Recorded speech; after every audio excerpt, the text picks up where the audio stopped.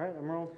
All right, so let's begin with say and spell your first and last name so that we have it on the recording. I am Deacon Greg Thompson, Greg Thompson. So as we were just saying, we're going to be going on a home visit. I'm a Vincentian 10 years with my conference. It's integral to the work of the society. Talk about the importance of the home visit as part of the society. The home visit obviously goes way back, so far back that even Jesus himself sent us out 2 by 2. And the great thing about the home visit, in a sense, it's rooted in the gospel. When you go into a town, in this case, you go into a home, and you're there to simply offer God's love. I think that's the whole Vincentian quality. The spirit of the true Vincentian visit is to simply come to show you in some form or fashion, whether it's because we're bringing food, we're bringing help in some financial way, or just to help make a person or a family's week better. We're entering into the home. And we're entering in, like Jesus said to the disciples, we enter into this place and we offer everything that we have, receive what they offer, take what they give, and help them, and then move on. And in a sense, the gospel leaves something in its wake. And I would say that the opportunity that a Vincentian has is that the first thing that has to happen is that a family opens the door to them. Them meaning God's love, them meaning disciples, them meaning Vincentians. And in that one act, a whole new set of doors open. And a set of doors for an opportunity to move on from maybe a tough time in life, job opportunities, financially getting back on one's feet again. But a family opens the door. It makes the decision to open itself to God's love. I think that's the true subtlety and the real spirit that's part of a home visit, is that it starts with those in need. And those in need answer the call. And the call is us knocking. God says, hey, here I am. And then the person, the family, the children of God open themselves up to the gift that are the Vincentians, who bring with them that love.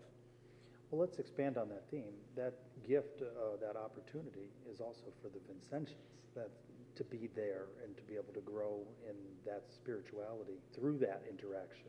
So that's a two-way situation. Well, it's actually the two-way street that, yes, people are helped, but the true mission of this effort is, of course, to convert the Vincentian, to truly give the Vincentian an opportunity to feel the call of discipleship. So you are correct to really start with the conversion, if you will, or a total commitment to take one's life and say, I would like to be involved. You'll talk to somebody that works, very regularly with St. Vincent de Paul and its ministry, and then you'll talk to some new people. And wherever they are on that journey, I think that's a great point, in that it's God working through them to convert their hearts, to show them the true love that they can share. And so again, this door that opens when they get to the home, this door that opens is an open invitation to change you, the Vincentian, to change you, the disciple. So yes, Christ was looking out for those disciples in the beginning and the 72 that he sent out 2 by 2. Let's change your heart first. Take what they give you, because you have to keep moving on. But what happens is that what we leave in the wake is an opportunity for them to do the same. I would say that the spirit of God's love, the spirit of the gospel, resides in that home so that they might share it. Morgan, you're killing me with this phone. He's killing me with his phone. That's right. Yeah. We, the society, are so often recognized for the material things that we're helping. The utility bill, the rent, the vehicle repair, as we talk about that going forward. But we're meeting with folks that are spiritually spent, emotionally down. Simply being in their living room, no matter the surroundings, helps lift spirits, doesn't it? To meet somebody where they are and to validate that place is huge. When a Vincentian enters the home and they're welcomed, and maybe there's that hesitation to open the door and let someone in. But once they're there and you're sitting at their table in the midst of their pictures of their family, it begins to validate more than the reality that they're challenged with this week or this month or even this year, is to look around and see on the walls the kids or the grandkids, to see a family, a house. Jesus was born in the house of David. These are people that have homes that are greater than the reality that they're in the midst of.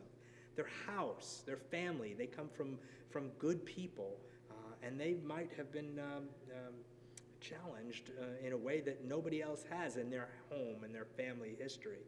But at the same time, to me, to validate their existence and the love that they can share, even in the midst of their own reality, harsh as it may be, to walk in and say, and a good Vincentian visit starts off with, "That's a great picture. Who is that?"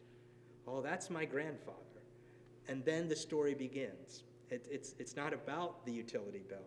It's about opening their hearts and opening their families to God's love. And really then you go back to what you had asked about the purpose of the Vincentian. Suddenly the Vincentian's heart is opened to more than just a utility bill. Because it's true, the challenge must be, I got a lot of visits to make and I got to get some stuff done. It gets us away from that. This is not a job to check people off, to make sure that their goals are met. And we've run out of money, so we have to go home, we're done now. It doesn't work like that. What it does, it's like we go into homes, we make commitments that are going to add another hour to a visit or another 10 weeks to a commitment. But when we go into the home, we're committed to people, we're committed to families. I think that's what you were asking. I'm still surprised at times how generous the people we visit are. They may have nearly nothing. They may offer you water, coffee. Oh, absolutely. It's but amazing. Yet, even in that moment, they're still very giving to their guests.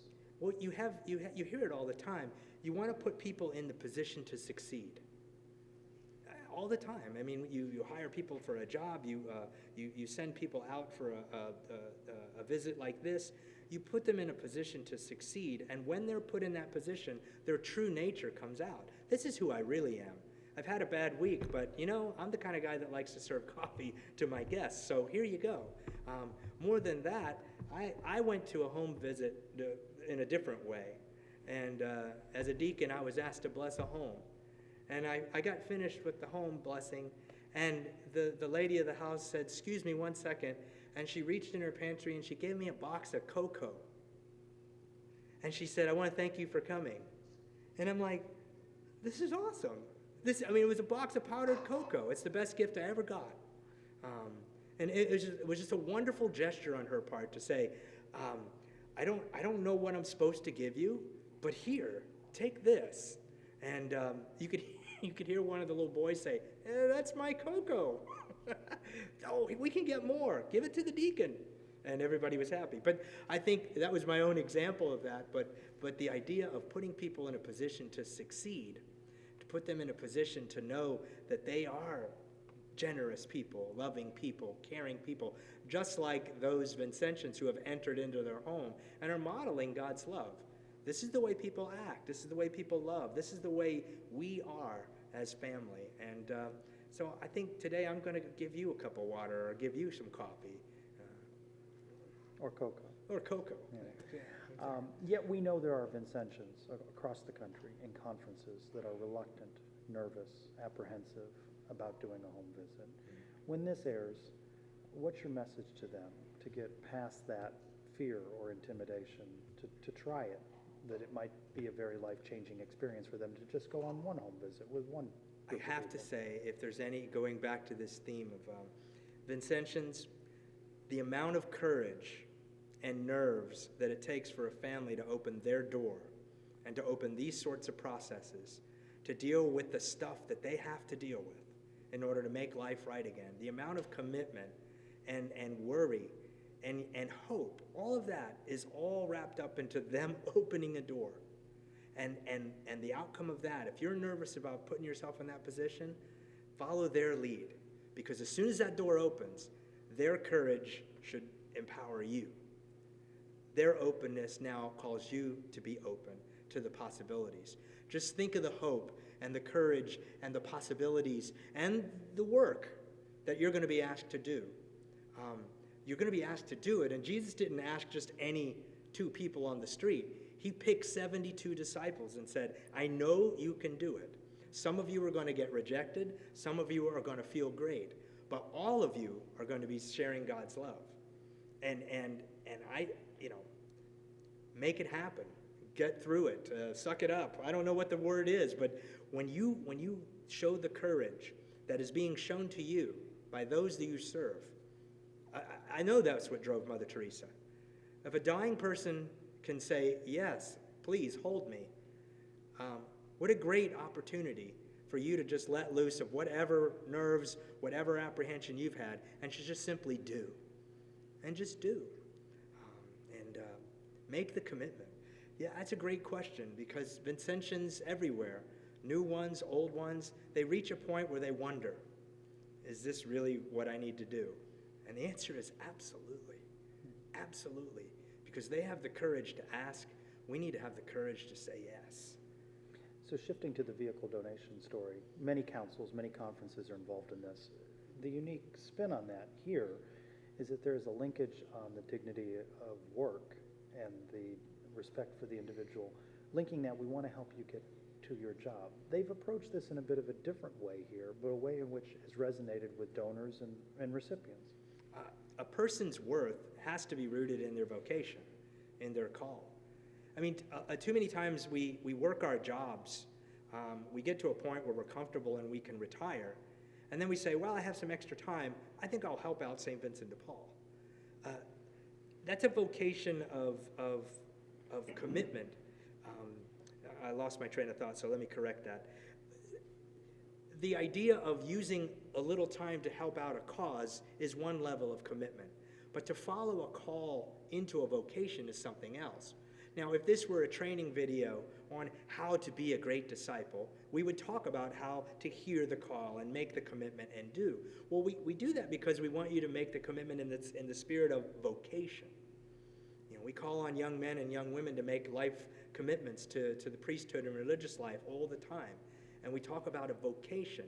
And some people grow up to be bus drivers and engineers and go to the moon and all these vocational commitments. Well, that's the dignity that everyone deserves. Because somebody at the beginning of my training said to me, hey, you might make a good youth minister. Why don't you try this? And the invitation was given. Then they gave me the tools to be it. They show me what books to use. They show me what churches to talk to. They show me what kids to talk with. They show me what games to play. That's introduced a vocation of ministry to me, and now I'm a deacon. Thanks to that invitation, I know the person I'm thinking about who made it happen.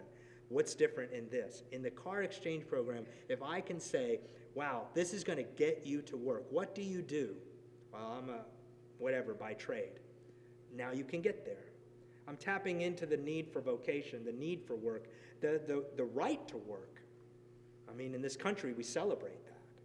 It's a right, it's a privilege to be in a free society and to know that you can do what you were born to do. But suddenly, all of a sudden, you can't get there, and the bus doesn't come by your house, but I can help you by giving you a car. Wow, what a great gift. Momentary setback, problem solved. Somebody gives, that's the wisdom of it, is to open a door to a vocation, open a door to a journey that takes them to where they want to go. Because once they get the job and keep the job, then they're back to the commitment of living the life that they were born to live. Not to be mired down in some moment of how am I going to pay this bill, or how am I going to pay back this ridiculously high loan that some shark, charged me out the yazoo for. It's unfair that they're in that position to begin with, and if we can get them out by simply giving them a car, donate your cars. You're not going to use it. Well, you use the phrase car exchange program when it's called a vehicle donation program. But what made me think on this, and I'll make this the last question to help you, is that for the person who sees this story, who may have a junkard or a second car they're not using, there is a bit of an exchange going on. They're giving that vehicle, and yes, they get a tax donation. Sure. But they're hoping and helping someone become more self-sufficient. That's so there is a bit of an exchange there, right? But it's more of an exchange that's measurable, or you can't always track it. You have to trust. because that's the eternal conflict on the street when the guy comes to your car and you roll down the window. Should I give him money? What's he going to do with the money? You go back to the original thought of the purpose of a being of Vincentian. The purpose is to convert my heart, to put me in a position to serve. Okay? So I'll give you the $5. I can't control what you're going to do with it. So spend it. Spend it wisely or don't. But the choice is in their hands. Now, in this logic, if I can give a car and totally put my trust in the Lord, that this car is going to help someone not only, have a better week or a month, what a great gift, and make them go, wow, this is a great year. But suddenly, that one act brought that person back to his job, and his kids can go back to school and have the supplies they need and the food they need and the lifestyle that they need to succeed. You know the domino effect in all the great ways of how this helps. Mom and dad are working, kids are going to school, food is on the table, suddenly they're going to college. It all happens, and you might not be able to prove it. I certainly can't give you a report to say it happened, but I'm telling you, it happens all the time. You give your car, and the next thing that happens, we got some wonderful kid graduating from college because his dad finally got to go back to work and finally got things going again, and they'll all look back to you in this year, and really they'll look back to the Lord working through you, and that's really what it's all about. Thank you. Thank you. Good job.